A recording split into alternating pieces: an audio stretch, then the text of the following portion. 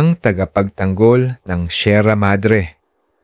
Bago tayo magsimula, maaring bang pa-subscribe at papindot ng notification bell para lagi kayong updated sa panibagong mga videos ko. Salamat! Sa silangang bahagi ng Luzon, matatagpuan ang mahiwagang kabundukan ng Sierra Madre, isang napakahabang hanay ng bundok na itinuturing na tunay na sandata ng bansa laban sa mga sako na taon-taon. Pinipigil nito ang lakas ng malalakas na bagyo, iniingatan ng lupa laban sa malalaking pagbaha, at nagbibigay buhay sa libu-libong hayop at halaman. Pero sa likod ng katahimikan at ganda nito, may isang lihim na hindi alam ng karamihan. Ang bundok ay may puso at may tinig.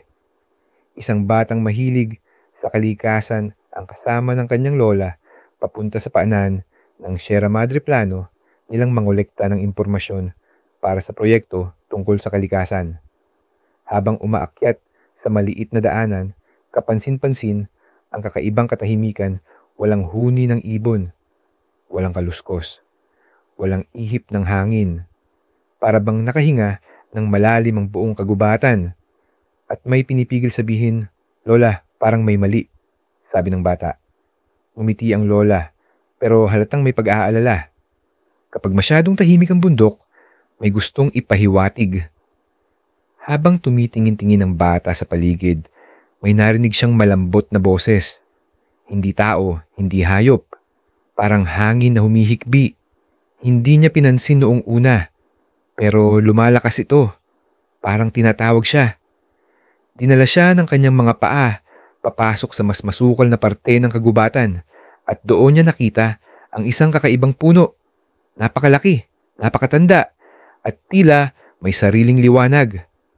Ang mga ugat nito ay parang mga braso na yakap ang lupa, at ang mga dahon ay kumikislap na parang mga bituin. Habang nakatitig siya rito, unti-unting nagbago ang hangin. Umikot ang mga dahon sa paligid, at ang liwanag ng araw ay parang nagtipon sa isang lugar. Mula sa liwanag, unti-unting nabuo ang isang nilalang, isang diwata, isang tagapagbantay, isang espiritu ng kagubatan. Siya ang diwata ng Sierra Madre, ang pighati ng Sierra Madre. "Salamat at narinig mo ang aking panawagan," sabi ng diwata sa boses na malamig ngunit mahinahon. Napapagod na ang kabundukan, unti-unti kaming nawawasak. Itinaas ng diwata ang kamay at biglang nagbago ang tanawin. Parang isang bisyon. Ipinakita nito ang malalayong bahagi ng Sierra Madre. Mga punong pinutol at iniwan. Mga hayop na nagtatakbuhan dahil nawala ng tirahan. Mga bahagi ng bundok na tinibag. Mga ilog na unti-unting natutuyo. At mga lugar na dating berde pero ngayoy kalbo at tuyo.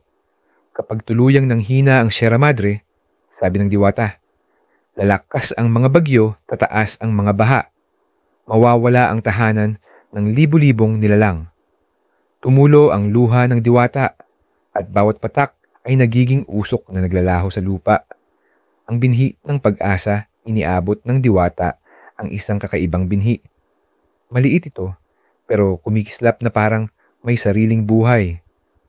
"Ito ang binhi ng pag-asa," sabi niya. "Hindi ito basta halaman. Kapag itinanim mo ito, kasama ng pagtuturo sa iba, mas lalakas ang kabundukan."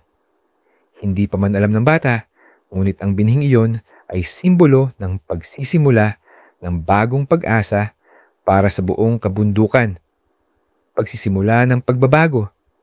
Pagbalik nila sa kanilang barangay, hindi nag-aksaya ng oras ang bata.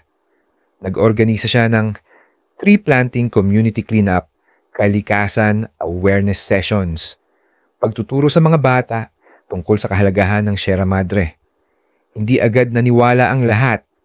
May iba pang nagtanong, "Isang bata lang, ano naman ang magagawa niya?" Pero hindi siya sumuko. Patuloy siyang nagturo at nagpakalat ng impormasyon dahan-dahan.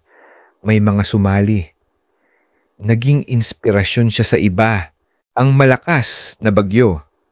Isang taon ang lumipas. Mula sa radyo, narinig nila ang babala. Isang napakalakas na bagyo ang paparating, mas malakas pa sa mga nakaraang taon. Kinabahan ang buong komunidad, dadapo ito direkta sa silangang Luzon, direkta sa Sierra Madre. Habang lumalapit ang bagyo, lumakas ang hangin, umalo ng dagat, nababalot ng takot ang lahat. Pero ang bata, mas kinakabahan para sa Sierra Madre kaysa sa sarili.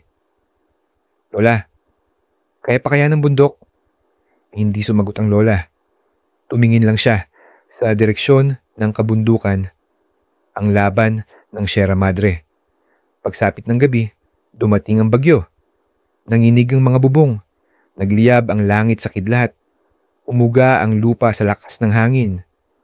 Pero sa kabila ng ingay at takot, may kakaibang liwanag sa direksyon ng bundok. Lumabas ang bata at nakita ang hindi niya inaasahan. Ang puno, yung pinagmula ng diwata, ay kumikislap ng mas maliwanag kaysa dati. Parang may mahiwagang lakas na pumipigil sa hangin. At sa gitna ng ulan, lumitaw ang diwata. Parang higanting ilaw na nakatayo sa tuktok ng bundok, ibinuka ng diwata ang dalawang kamay at tuluyang sinalubong ang bagyo.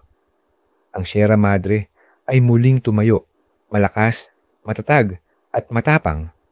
Dumagundong ang hangin pero hindi bumigay ang bundok, at dahil sa pagtatanim at pangangalaga ng komunidad, mas malakas ang mga ugat ng mga bagong punong tumubo. Mas matibay ang lupa, mas buo ang lakas ng Sierra Madre hanggang sa tuluyang humina ang bagyo at lumipas ang panganib. Pagkatapos ng bagyo kinabukasan, maliwanag ang araw.